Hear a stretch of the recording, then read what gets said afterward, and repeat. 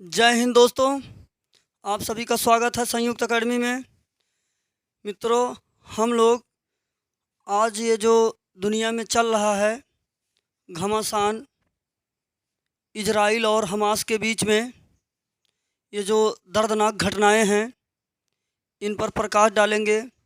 पूरे मैटर को समझेंगे कि क्या अभी जो स्थिति बनी हुई है इजराइल और गाज़ा पट्टी को लेकर, इसमें अमेरिका का कूदना, ईरान का खुला सामने आना, जो भी अरब कंट्रीज़ हैं सभी का गाज़ा पट्टी के साथ में आना, अमेरिका, रूस, चीन, इन सभी का क्या आगे कार्रवाई होगी, तृतीय विश्व युद्ध का मैटर बन रहा है, क्या हो रहा है, इन सभी चीज़ों पर हम लोग चर्चा करेंगे। चलिए हम लोग समझते हैं इजराइल और गाज़ा पट्टी का विवाद क्यों हो रहा है, इसके पीछे का रीज़न क्या है, ये क्यों हो रहा है, इन सभी चीज़ों पर हम लोग बात करेंगे।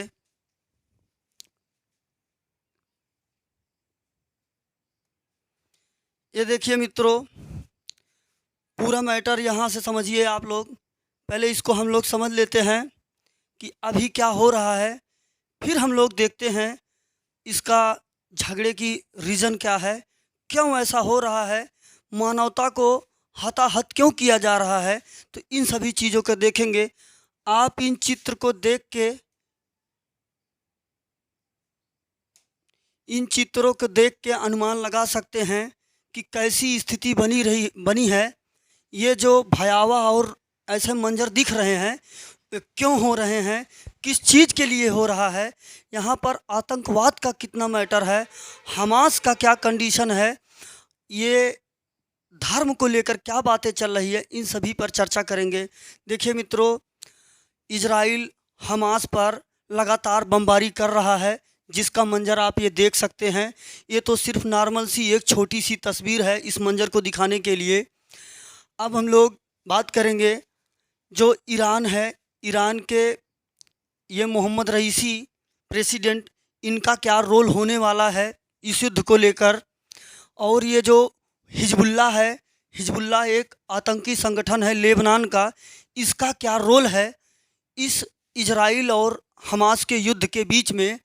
ये जो मुस्लिम कंट्री सऊदी अरब है, वहाँ के प्रिंस मोहम्मद बिन सलमान, इनका क्या बयान आया है, ये क्या चाहते हैं ये लोग, इन सभी चीज़ों को बात करेंगे। और ये है हमास के प्रेसिडेंट महमूद अब्बास, इनका क्या कहना है। पहली चीज़ तो ये मित्रों, ये जो युद्ध हो रहा है, ये महमूद अब्बास का कहना है कि हम लोग इसका सपोर्ट तक नहीं कर रहे हैं, ये जो युद्ध हो रहा है ये हमास हो रहा है। अभी पूरी बात आपको समझ में आएगी क्या है कैसे है। अब ये देखिए मित्रों, ये बुढ़ऊ दादा जो बाइडन साहब अभी कल ये आकर दौरा करके गए हैं, युद्ध को और भड़का के गए हैं। तो इतना समझ लीजिए मित्रों, अमेरिका आज से ही नहीं, प्राचीन काल से हमेशा युद्ध में मैटर को गर्म कर देता है और खुद उसका लाभ लेता है। ये हमेशा लाभ के चक्कर में रहता है। और ये है, ये सेकंड नंबर के बुढ़ऊ, ये बहुत खतरनाक बुढ़ऊ हैं। ये इजराइल प्रेसिडेंट बेंजामिन नेतन्याहू हैं।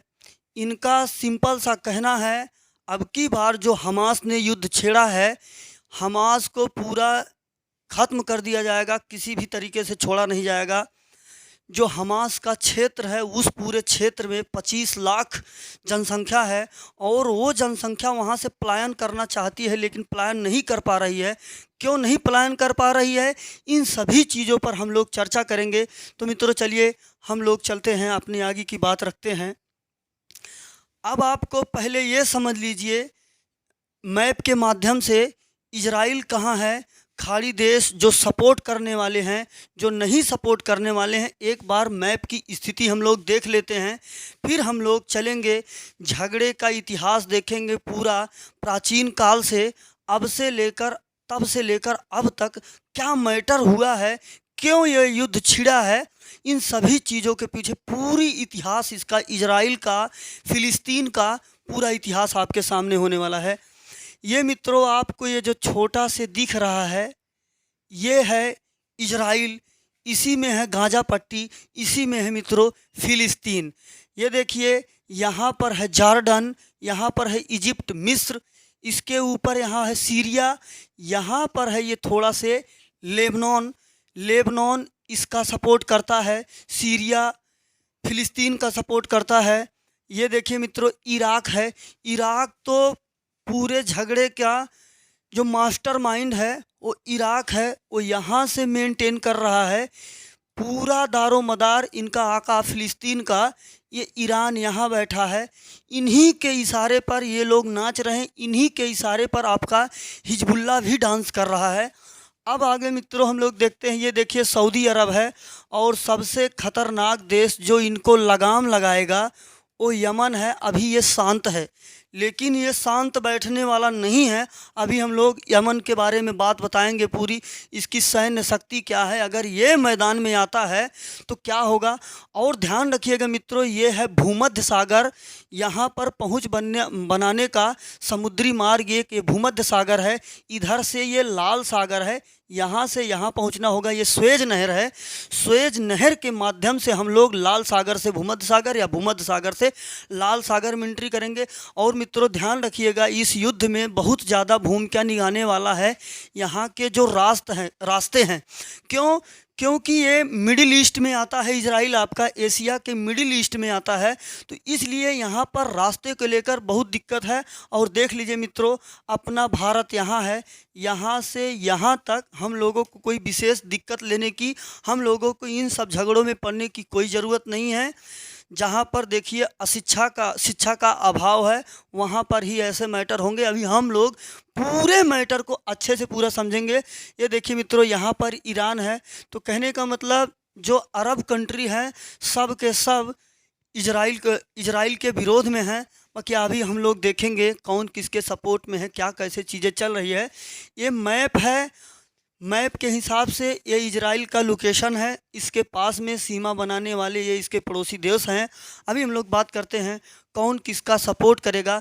सबसे पहले मित्रों हम लोग ये जान लेते हैं कि ये जो इजराइल का इतिहास है, ये युद्ध क्यों हो रहा है, इजराइल कहाँ था, फिलिस्तीन कहाँ था, कब कैसे कैसे क्या हुआ है, इन सभी चीज़ों पर हम लोग चर्चा कर लेते हैं। देखिए मित्रों, सबसे पहली चीज़ तो ये फिलिस्तीन, जब भी शुरुआत में जो इजराइल का एरिया आपको दिख रहा है, ये जो एरिया आपको इजराइल दिख रहा है, यहाँ पर स्टार्टिंग में पहले पूरे इस एरिए पर सिर्फ फिलिस्तीनी थे। यहाँ पर सिर्फ फिलिस्तीनियों का ये देश ही फिलिस्तीन देश था। यहाँ पर थोड़े मात्रा में यहूदी कहीं यहाँ ऊपर वाले एरिया में कहीं यहाँ पर यहूदी लोग थोड़े मात्रा में रहते थे। उनके पास ना तो उनके देश का किसी का सपोर्ट था, कहने का मतलब उनको किसी देश का अधिकार नहीं था। वह लोग शरणार्थी के रूप में यहाँ पर इजराइल में रहते थे, जो यहूदी लोग थे।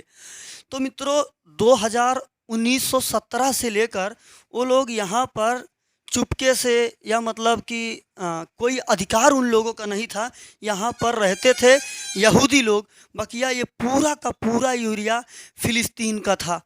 फिर उसके बाद में मित्रों 14 मई 1948 को दी वेलफेयर प्रोग्राम आता है ब्रिटेन के द्वारा।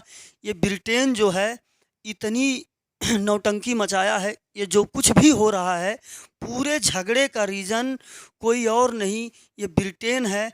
जैसा उसने हम लोगों के भारत के 2 टुकड़े करके गए, एक पाकिस्तान बना, 3 टुकड़े हुए थे, एक तो पाकिस्तान, एक पूर्वी पाकिस्तान, उसको तो हम लोग 1971 में बांग्लादेश में कन्वर्ट कर दिए। तो ये पूरा किया धराया मैटर जो है ये ब्रिटेन का है। तो अभी हम लोग देखेंगे यहूदी लोग कैसे यहाँ पर काबिज हो गए। पहले हम लोग समझ लेते हैं थोड़ा सा मैटर। ये देखिए, ब्रिटेन ने भारत को जाते जाते 14 अगस्त 1947 को इसके 2 भाग कर गए, और इस इजराइल के 2 भाग कर गए ये लोग 14 मई 1948 को। 2 वर्ष के अंतर में द्वितीय विश्व युद्ध समाप्त होने पर ये लोग यहाँ से जाते जाते भारत के 2 टुकड़े करके चले गए। एक तो टुकड़ा ये बवासीर जो है इसके कर गए हैं, और ये किसने किया? ये जो खूनी बवासीर है इसने कर दिया। तो मित्रों, यहाँ पर 2 टुकड़े एरिया का बंटवारा इन लोगों ने धर्म के नाम पर किया। ये लोग बहुत पहुँचे लोग, तो इन लोगों को पता था, आज के समय का अनुमान इन लोगों ने लगा लिया था। ऐसा कहानी गढ़ कर गए हैं, और सेम मैटर इजराइल में ये लोग करके गए हैं, फिलिस्तीन और यहूदियों के बीच में। तो पूरा मैटर इन सब का बोया हुआ है। चलिए मित्रों, हम लोग आ जाते हैं अपने पुराने मैटर पर। मित्रों, 14 मई 1948 को दी वेलफेयर डिक्लेरेशन ब्रिटेन के द्वारा जारी किया गया। जैसे अपने भारत में 3 जून 1946 को माउंटबेटन घोषणा पत्र आया था, ऐसे ही दी वेलफेयर डिक्लेरेशन प्लान इसके द्वारा ब्रिटेन के द्वारा इजराइल और फिलिस्तीन के बंटवारे के लिए लाया गया। तो मित्रों, शुरुआत में पूरे एरिया पर ये देखिए, स्टार्टिंग में 1946 के पहले पूरे ये जो आपको कलर वाला एरिया दिख रहा है ये फिलिस्तीन था। ये जो थोड़ा थोड़ा से ये नीला एरिया दिख रहा है, इतने ही यहूदी थे। लेकिन यहूदियों ने बात की नज़ाकत को समझा, वह लोग ताकतवर बने, शिक्षा को ज़्यादा स्थान दिया, शिक्षित हुए, टेक्नोलॉजी विकसित किए। इन लोगों से यहूदी लोग इजराइल से युद्ध पर उतारू हो गए। फिर मित्रों 1947 तक पूरा मैटर, द्वितीय विश्व युद्ध आ गया। द्वितीय विश्व युद्ध में पूरा हाहाकार मच गया, और यहाँ पर जो यहूदी लोग थे फिलिस्तीन पर भारी पड़ने लगे। तो युद्ध को समाप्त करने के लिए दी वेलफेयर डिक्लेरेशन ब्रिटेन के द्वारा लाया गया। फिलिस्तीन और यहूदियों के बीच में समझौते के लेकर कौन कितने एरिया पर कैसे रहेगा। तो जैसे हम लोगों का पाकिस्तान और भारत को बांटा गया धर्म और भौगोलिक दृष्टि के हिसाब से, ऐसे इन लोगों ने, हरामखोरों ने यहाँ पर ये काम कर दिया। और मित्रों देखिए कैसा सत्यानाश किया है इसने। 14 मई 1948 को दी डिक्लेरेशन वेलफेयर डिक्लेरेशन प्रोग्राम के तहत इसने कहा 44% एरिया पर, 44% एरिया पर इजराइल रहेगा, और 48% एरिया पर आपका फिलिस्तीन रहेगा। ठीक, उसके बाद कहा 8% बच गया, तो इस 8% में वो दे दिया गया यूएनओ को। कहा गया उस 8% के एरिया पर ना तो इजराइल रहेगा ना तो फिलिस्तीन रहेगा। इस 8% के एरिया पर ये जो यूएनओ है, अब यूएनओ समझ लीजिए मित्रों, द्वितीय विश्व युद्ध का हम लोगों को पकड़ाया गया एक झुंझुना है। ये बहुत ही गरीब, असहाय और नल्ला किस्म की संस्था है जो कभी भी कुछ नहीं कर सकती। इस यूएनओ से 1947 का हम लोगों का जम्मू कश्मीर और पाकिस्तान भारत का मैटर सॉल्व नहीं हुआ, तो ये इजराइल का मैटर क्या सॉल्व कर पाएगी इसने। लेकिन मित्रों 8% जो इजराइल और फिलिस्तीन की राजधानी थी यरूशलेम, ध्यान रखिएगा मित्रों, जो इसकी कैपिटल थी यरूशलेम, वो 8% में यरूशलेम थी। उस यरूशलेम को यूएनओ ने अपने अधिकार में ले लिया, बोला ना तो इस पर इजराइल ना तो फिलिस्तीन।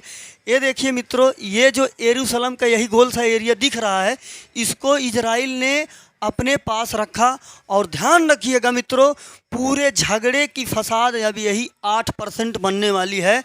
ये जो यूएनओ के अधिकार में है, यूएनओ यहाँ पर अपनी स्पेशल फोर्स रखती है, यहाँ पर पूरा देख रेख रखती है। तो यूएनओ ने, कहने का मतलब, जब ये स्थापना हुई इजराइल की तो 44% इजराइल को मिला, 48% फिलिस्तीन को मिला, 8% मित्रों ये जो है यूएनओ ने ले लिया। उसके बाद देखिए मित्रों 1946-47 तक ऐसा मंजर था। 1967 से ये जो एरिया दिख रहा है इजराइल, ये लोग आपस में धर्म को लेकर, अल-अक्सा मस्जिद को लेकर ये लोग युद्ध करते गए। बचते बचते फिलिस्तीन इतना बचा है, अब तो ये भी ख़त्म हो जाएगा। मित्रों पहले हम लोग थोड़ा सा समझ लेते हैं इसका जो झगड़ा है, इस झगड़े का मेन इतिहास क्या है, वहाँ से फिर यहाँ पर हम लोग आते हैं। ये देखिए मित्रों, मैंने अभी आप लोगों को बताया, ये देखिए इजराइल का ऐसा मैप है। ये जो एरिया था जब बंटवारा हुआ था, ये फ़िलिस्तीन था और ये एरिया जो था इजराइल का था। ये बीच में इजराइल की राजधानी यरूशलेम आती है। इस यरूशलेम जो 8% यूएनओ ने अपने अख्तियार में लिया था, यही ये है 8%। ये देखिए मित्रों, ये है गाज़ा पट्टी। गाज़ा पट्टी, यहाँ पर हमास आतंकी संगठन रहता है। अभी हम लोग हमास के बारे में, हमास और हिजबुल्ला सबके बारे में पूरा चर्चा करेंगे। तो ये जो मित्रों 8% एरिया है, यही पूरे फसाद की जड़ है। यहाँ पर मित्रों 3 धर्म के लोग रहने वाले हैं। ध्यान रखिए, किसी एक एरिए में, छोटे से एरिए में अगर 3 धर्म, 2 धर्म के लोग रहते हैं, सिंपल सी बात है, उनके बीच में मुठभेड़ होती रहेगी। तो यहाँ पर ये जो 8% यरूशलेम बचा हुआ है, इसी में मित्रों 8% के यरूशलेम में 3 धर्म का मैटर है। यहाँ पर मित्रों 3 धर्म है। एक हो गया आपका यहूदी, एक हो गया मित्रों ईसाई, एक आपके हो गए मुस्लिम। मुस्लिमों का यहाँ पर एक मस्जिद है, अल अक्सा मस्जिद। ये देखिए मित्रों, ये है अल अक्सा मस्जिद। ये मस्जिद अल अक्सा मस्जिद यहाँ पर स्थित है, ठीक है। और ईसाइयों का कहना है, जो ईसा मसीह थे, इनके धर्म के संस्थापक ईसा मसीह, यहाँ पर एक स्थान है बेतलहम। बेतलहम में ईसा मसीह का जन्म हुआ था। और यहूदी वालों का कहना है वो इनका एरिया है। तो मित्र, पूरे झगड़े की वजह यही ज़मीन बनी हुई है। इस ज़मीन को यहूदियों ने फिलिस्तीन के मुस्लिमों से बहुत भारी भरकम रुपया देकर खरीदा था। जब उन लोगों ने खरीदा था तो इस पर अधिकार उनका था, लेकिन इन लोगों ने कब्जा नहीं किया। 150 वर्षों के बाद इन लोगों के सुप्रीम कोर्ट से जीत हुई, किसकी? यहूदियों की, कि ये एरिया इन लोगों ने अरब के शासकों से ही खरीदा था, तो इन पर इसका अधिकार है। जबकि फिलिस्तीनी लोग अपना अल अक्सा मस्जिद छोड़ने को तैयार नहीं। उनका कहना वो हमारा है, हमारा ही रहेगा। और ईसाइयों का कहना है बेतलहम जो है वो ईसा मसीह का जन्म स्थल है, वहाँ पर हम लोगों का अधिकार होना चाहिए। तो मित्रों, झगड़े की वास्तविक रीज़न यही बना है। और देखिए, जो भी है धर्म, कोई किसी भी धर्म की बात होगी तो धर्म के लिए लोग आपस में ज़रूर लड़ते हैं। यहाँ पर धर्म देखिए, बहुत अच्छी चीज़ तो नहीं बोल सकते हैं, ये हमेशा झगड़ा का कारण बना हुआ है। और मित्रों, मुस्लिमों का दो फेमस पवित्र स्थल और है, जो कि इस अल अक्सा मस्जिद से ज़्यादा फेमस है। एक तो हो गया आपका मक्का और ये हो गया मदीना। तो मित्रों, ये मक्का और मदीना इतना छोटा नहीं है, बस ये देखिए उनका जो मेन हिस्सा है वो दिखाया गया है। यहीं पर हज करने लोग जाते हैं। और ये मदीना का जो सिर्फ टॉम है, ऊपर का ये टॉम दिखाया गया है। चलिए आपको पूरा दिखाते हैं। ये देखिए मित्रों, मक्का, ये पूरा आपका ये मक्का है जहाँ हज करते हैं, जो ऊपर दिखाया गया था, यही इतना है, ये सऊदी अरेबिया में है। और ये है मित्रों मदीना। मदीना का यही इतना सा सिर्फ टॉम दिखाया गया था। मदीना तो देखिए मित्रों इतने में फैला हुआ है मदीना। ये है सऊदी अरब में। ये देखिए मित्रों, यहाँ मक्का, मदीना, और यहाँ पर जो इजराइल है, यहाँ पर अल अक्सा मस्जिद, ये चीज़ें हैं। अब चलिए मित्रों, हम लोग आगे बात करते हैं। आपको झगड़े की वजह समझ में आई होगी। अब देखिए मित्रों, 1948 में जब इजराइल बनकर तैयार हुआ, 44% इजराइल था, 48% वहाँ पर फ़िलिस्तीन था, 8% यूएनओ का था। ये लोग आपस में हमेशा युद्ध करते रहे, लड़ते रहे, झगड़ते रहे। 1967 तक ये इतना रह गया फ़िलिस्तीन। अभी आज के डेट की बात करें, फ़िलिस्तीन यही इतना बचा है। और अब लग रहा है फ़िलिस्तीन ये भी नहीं बचेगा। ये मित्रों है इतना सा गाज़ा पट्टी। गाज़ा पट्टी का एरिया ये है। और ध्यान रखिए मित्रों, यहाँ से देखिए आपको ज़्यादा समझ में आएगा। ये जो एरिया दिख रही है आपको, ये गाज़ा पट्टी की एरिया है। इसके आगे ये भूमध्य सागर है। इसके पीछे ये देखिए आप, इजराइल का पूरा एरिया है। अगर गाज़ा पट्टी से लोग भागना भी चाहेंगे तो भूमध्य सागर से कहाँ जाएंगे? भूमध्य सागर में अमेरिका फंड फैलाए खड़ा है, और यहाँ पर इजराइल से जैसे जाने की कोशिश करेंगे, इजराइल तुरंत का तुरंत दबोच लेगा। और यहाँ इधर से आप निकल सकते थे, लेकिन यहाँ का जो सीमाएं हैं वो सीमाएं बहुत ज़्यादा सख्त हैं, पूरी तरह से लॉक की गई हैं। अब चलिए मित्रों, हम लोग और आगे चर्चा करते हैं। अब जो प्रेजेंट टाइम का युद्ध चल रहा है, ये युद्ध कैसा रूप ले लिया है और क्या चीज़ें चल रही हैं, कौन किसका सपोर्ट कर रहा है, इन सब चीज़ों के बारे में समझते हैं।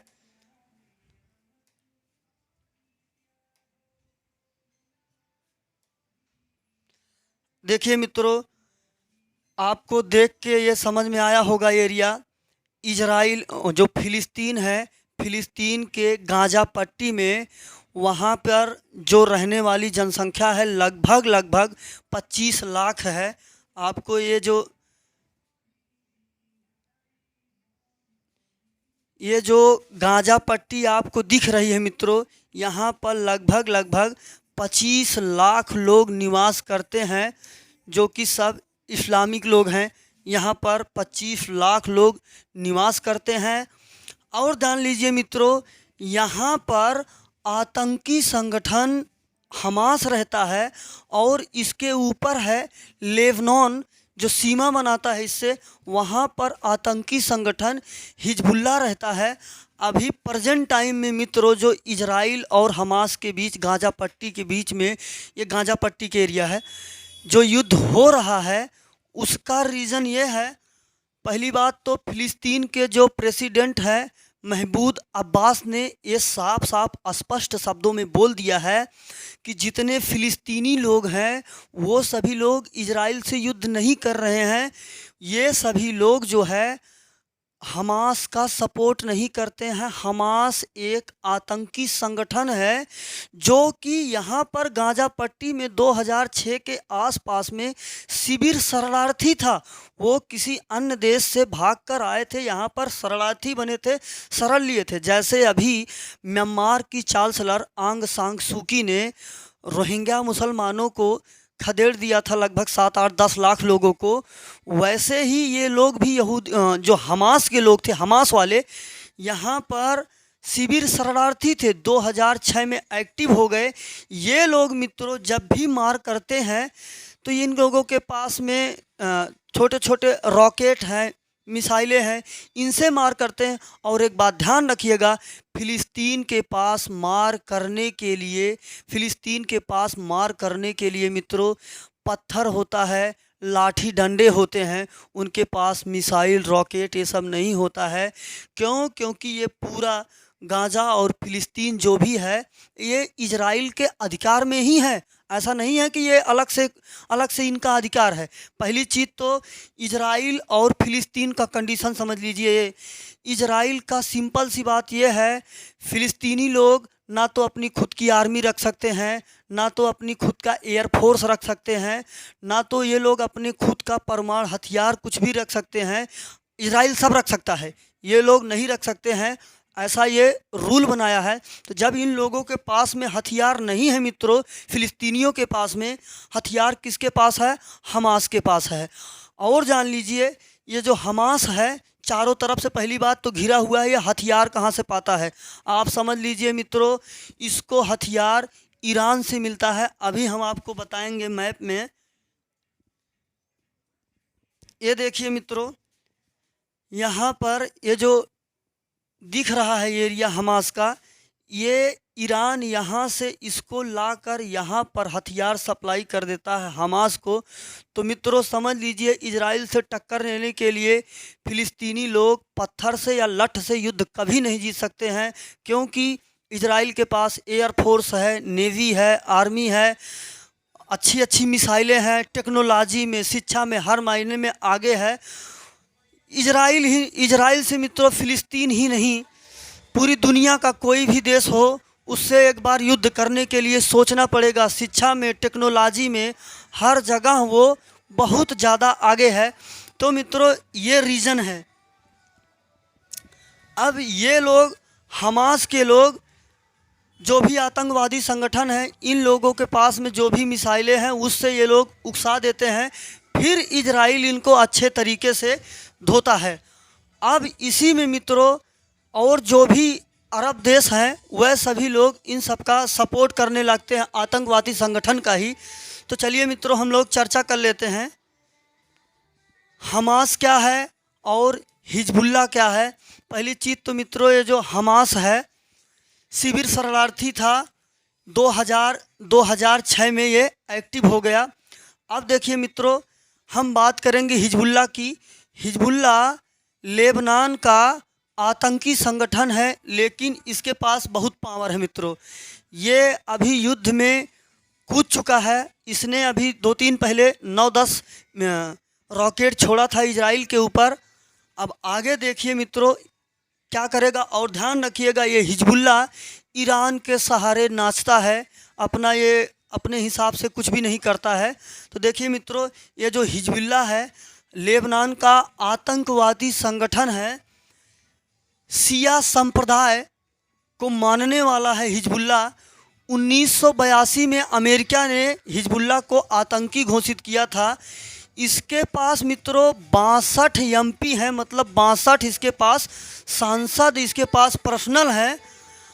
ईरान का समर्थन, मैंने बताया ना हिजबुल्लाह के पास ईरान का समर्थन है।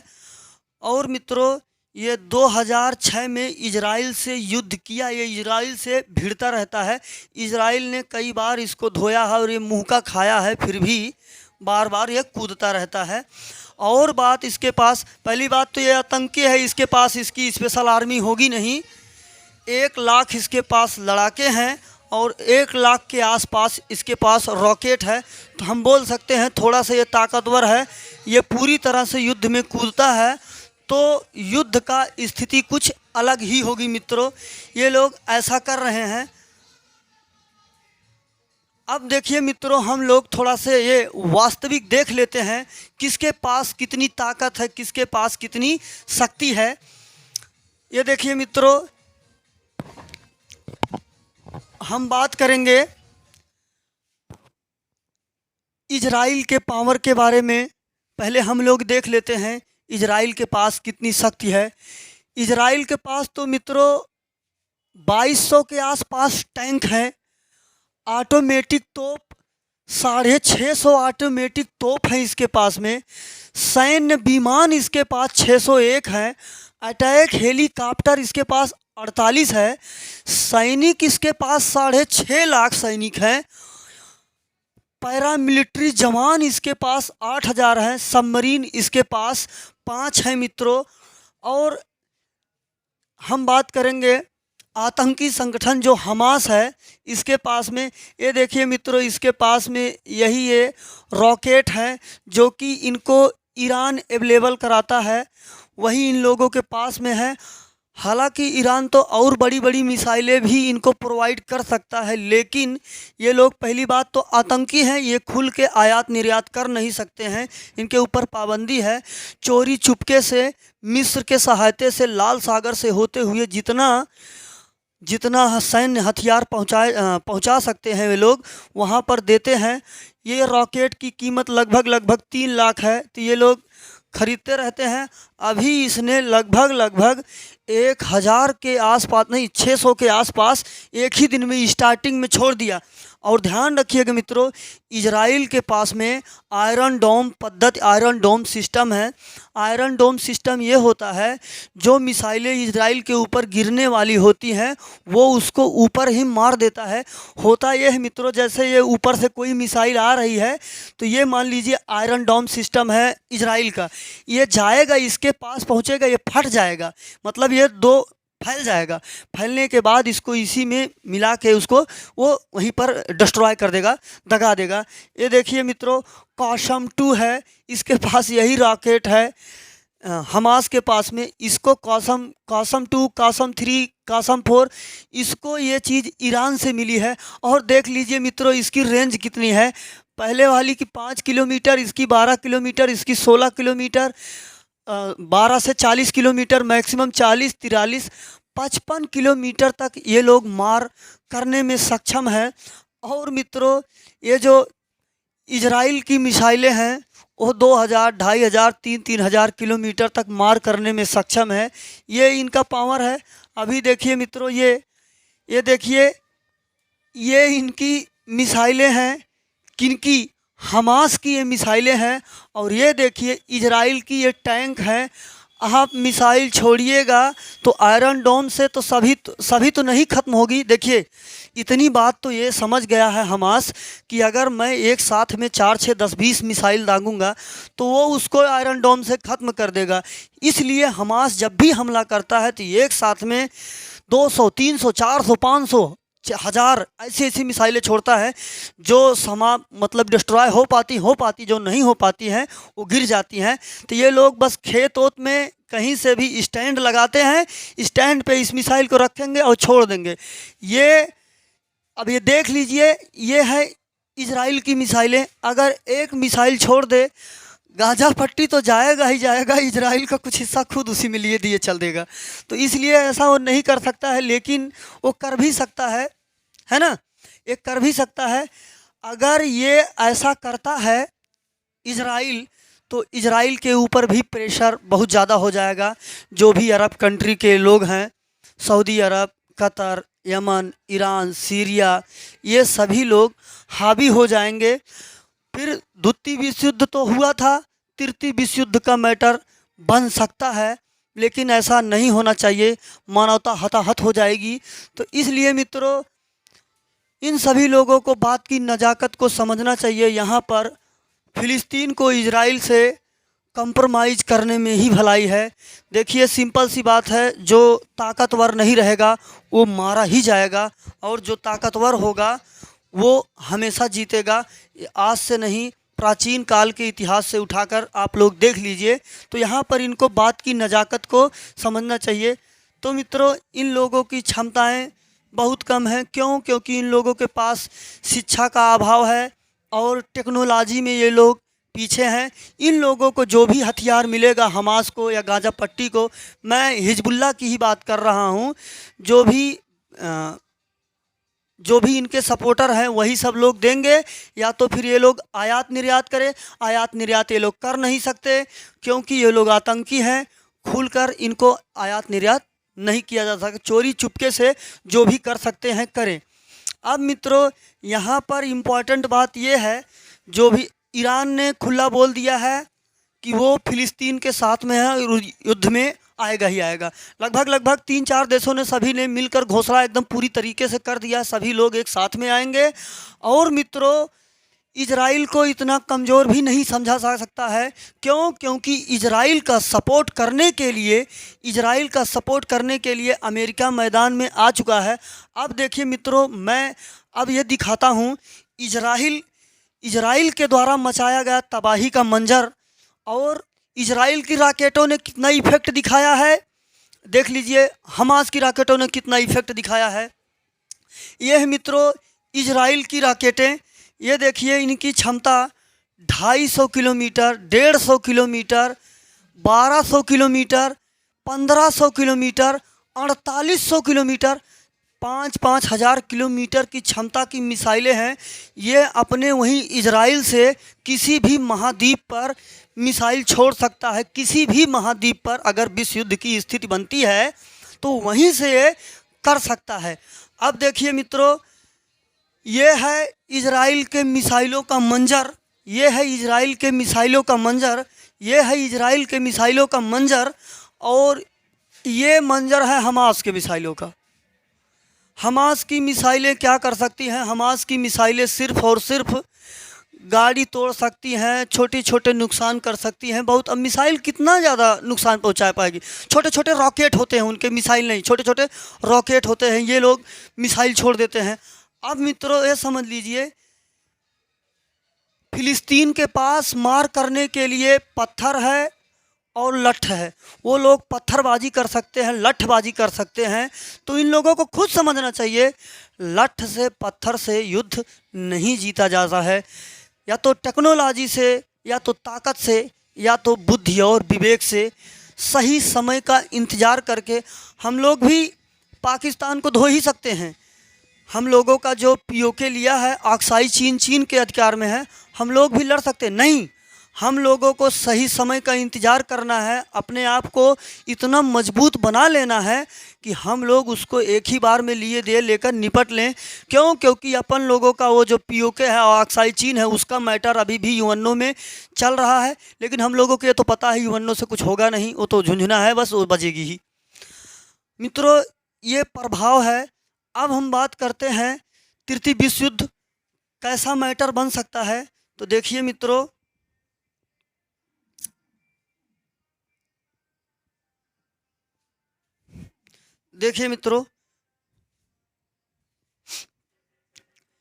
ये रहा है आपका इजराइल, ये है जॉर्डन, ये है सीरिया, ये है इराक, ये है सऊदी अरब, ये है ईरान, यहाँ पर है इजिप्ट। ये देखिए मित्रों, ईरान हथियार हमास को यहाँ से ला कर देता है, इजिप्ट से होते हुए ये ला कर देता है मित्रों। यहाँ पर है ये टर्की। ये जितने भी मुस्लिम कंट्रीज हैं, अरब के देश हैं, ये सभी लोग फ़िलिस्तीन का सपोर्ट करने के लिए तैयार हैं। और 3-4 देशों ने खुल के एकदम घोषणा कर दिया मैं इसके साथ में हूँ। ये तो ठीक है मित्रों। अब देखिए, अमेरिका यहाँ से भूमध्य सागर में आकर घुसकर यहाँ पर खड़ा हो गया है। यूएसए, अभी यूएसए आ गया है। अब मित्रों, रूस और चीन, इन दोनों लोगों की भागीदारी बची है। भारत से पूछा गया है भारत किसके सपोर्ट में है, तो भारत मित्रों अभी न्यूट्रल बना हुआ है। लेकिन मुझे जहाँ तक लगता है, या अपने विदेश मंत्रालय से भी ये सूचना है, भारत हमेशा इजराइल का ही सपोर्ट करेगा। और हम लोग इजराइल से लड़ भी नहीं पाएंगे, हम लोग इजराइल से नहीं लड़ सकते हैं। इसलिए हम लोग इजराइल से नहीं लड़ सकते हैं, जितने हथियार या मैटर हम लोग ला रहे हैं, अधिक से अधिक हम लोग इजराइल से ही खरीद के ला रहे हैं। तो उसको हम लोगों का तोड़ पता है, तो इसलिए अभी हम लोगों को न्यूट्रल रहना ही बेस्ट होगा। तो अगर ये रूस और चीन जिसकी तरफ सपोर्ट करते हैं, तब आगे जाकर तृतीय विश्व युद्ध का मैटर गरमा सकता है। यहाँ वहाँ फिर बहुत तगड़ा मार हो जाएगा। तो अभी तो रूस तो आएगा तो फ़िलिस्तीन की ही तरफ से, और चीन की भी उम्मीद लग रही है कि ये फ़िलिस्तीन का ही सपोर्ट करेगा। और अरब के ये जितने कंट्रीज़ हैं, ये तो सपोर्ट कर ही रही हैं। अब देखिए मित्रों, अमेरिका यहाँ से उठकर भूमध्य सागर में अपना दुनिया की सबसे ताकतवर एयरक्राफ्ट जेराल्ड को लेकर भूमध्य सागर में पहुंच चुका है मित्रों। अब हम लोग समझ लेते हैं, इजराइल तो जितना जो कर ही रहा है। यहाँ तक मैटर अभी पहुंच चुका है मित्रों। इजराइल ने उसका जो बॉर्डर था, उस बॉर्डर को पूरा नाश करके अंदर घुस गया है। वेस्टर्न बैंक को, जो ऊपर का हिस्सा है फ़िलिस्तीन का, वेस्टर्न बैंक को खाली करवा लिया है। अब देखिए आगे तेल हबीब और गांजा पट्टी का क्या होता है। गांजा पट्टी तो ख़त्म ही होगा। अब की बार उसने बेंजामिन नेतन्याहू बुढ़ऊ साहब ने एकदम स्पष्ट बोल दिया है कि अब की बार गांजा नहीं बचने वाला है। अब मित्रों,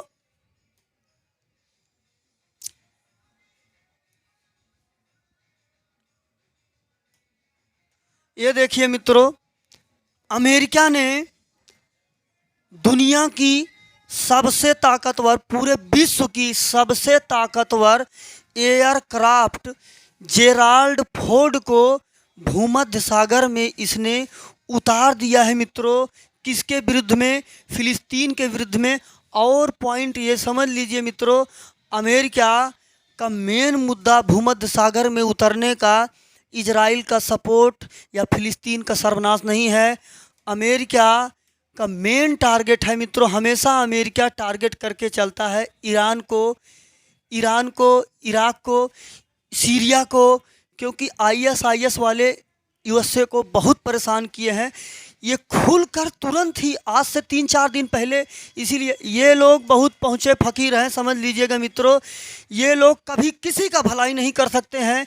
यूएसए हो गया, चीन हो गया, ये सब देश कभी किसी का भलाई नहीं कर सकते। यही लोग तो युद्ध कराने वाले हैं। ये लोग अगर युद्ध नहीं कराएंगे तो इनका हथियार नहीं बिकेगा। ये लोग बिजनेसमैन हैं मित्रों।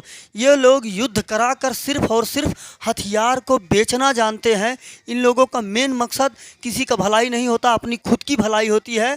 तो अगर ये किसी का सपोर्ट करे तो ये समझ लीजिए कि इसके मन में पाप चल रहा है।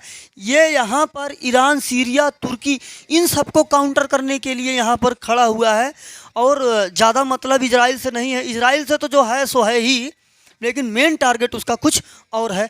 अब देखिए, पूरी दुनिया की सब तुम सपोर्ट ही करना चाहते थे, सपोर्ट करते, तुम इतना खुले रूप से सपोर्ट कर रहे हो। आज से 3-4 दिन पहले दुनिया का पूरा सबसे बड़ी, ये देख रहे हो, पूरा अपने आप में ये ऐसा लग रहा पूरा अपने आप में एक राज्य है। अब आप इसकी खासियत सुन लीजिए। पहली बात तो इस पे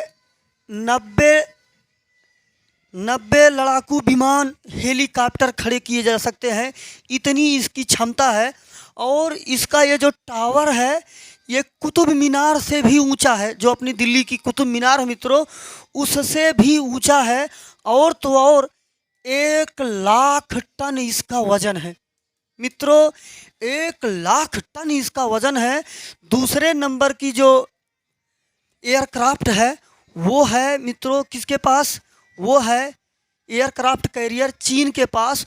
वो 69,000 किलोग्राम की है, ये 1,00,000 टन की है।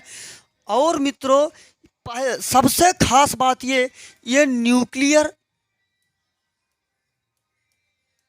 न्यूक्लियर से चलती है। कहने का मतलब परमाणुओं से चलती है। तो इसकी स्पीड परमाणु से चलने की वजह से बहुत रहती है। ये मित्रों 56 किलोमीटर प्रति घंटा की स्पीड से चल सकती है। और तो और इस पर 90 हेलीकॉप्टर तैनात किए जा सकते हैं। 3,000 सैनिक तैनात किए जा सकते नहीं हैं, तैनात हैं मित्रों यहाँ पर 3,000 सैनिक। और यहाँ पर हेलीकॉप्टर बहुत कुछ। और तो और इसके सपोर्ट के लिए 3 परमाणु पनडुब्बियाँ भी इसके साथ में रहती हैं। इसके सपोर्ट के लिए 3 परमाणु पनडुब्बी हैं यहाँ पर। ये मित्रों 1,000 टन का बारूद की जो क्षमता है उसके ऊपर अगर दगता है तो ये इसको सहन कर लेगी। इसके पास इतनी ताकत है। और ये मित्रों परमाणु हमले करने में सक्षम है। यहाँ पर पूरी तरीके से हर एक मैटर से यहाँ पर लैस है। तो इतना बड़ा एयरक्राफ्ट अमेरिका ने फिलिस्तीन के विरुद्ध भूमध्य सागर में लाकर खड़ा कर दिया है।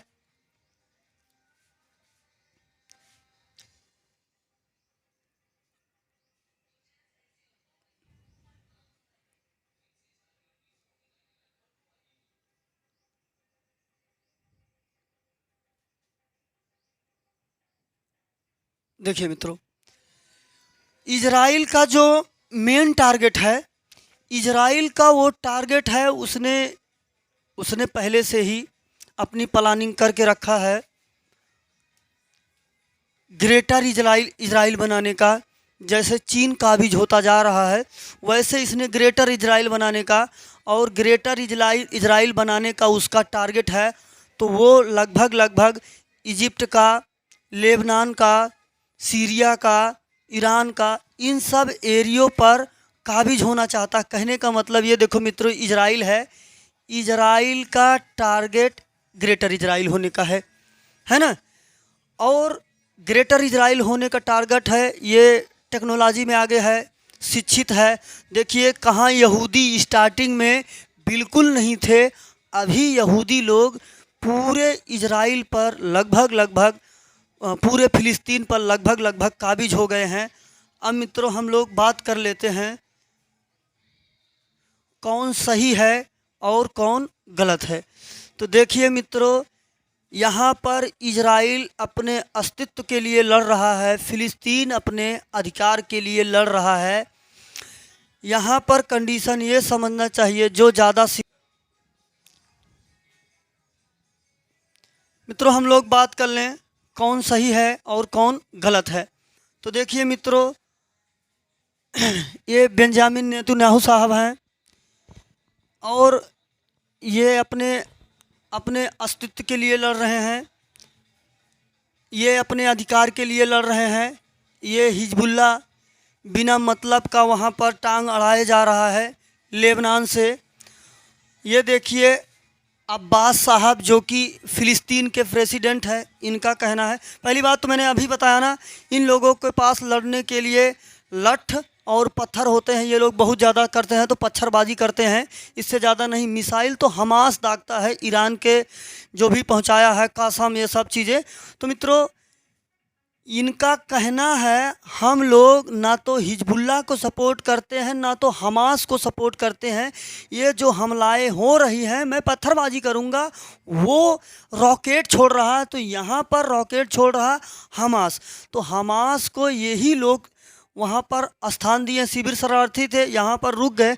तुम लोग अगर बताए होते फ़िलिस्तीनी लोग इजराइल से कि ऐसा ये आतंकी संगठन है, इसको यहाँ से हटाओ, तो इजराइल 1 मिनट में हटा सकता था। लेकिन तुम लोग खुद अगर उसका सपोर्ट कर रहे हो तो वो अभी गलती करेगा तो उसका परिणाम आप लोगों को झेलना पड़ेगा, ये चीज़ है।